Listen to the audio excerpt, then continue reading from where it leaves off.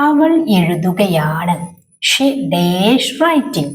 അപ്പോൾ verb ing ഫോമിലായിരിക്കുമ്പോൾ എന്താണ് നമ്മൾ ഓക്സിലറി വരിക? എഴുതുകയാണ് എന്നാണ് അല്ലേ?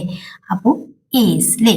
ആറാണെങ്കിൽ നമ്മൾ സിംഗുലർ സബ്ജക്റ്റ് ആണ്. So is. Xi is writing.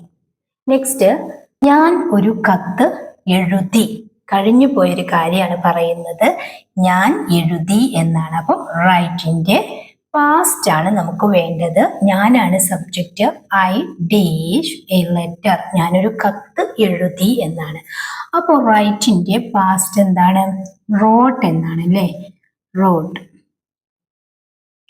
Rote അല്ലേ? I wrote a letter. ഞാനൊരു കത്തെഴുതി. ഇനി അവൻ നാളെ ഇംഗ്ലീഷ് എഴുതും. നാളത്തെ കാര്യമാണ്. അപ്പൊ എങ്ങനെയാ പറയാ? ഞാനാണ് സബ്ജക്റ്റ്. I will.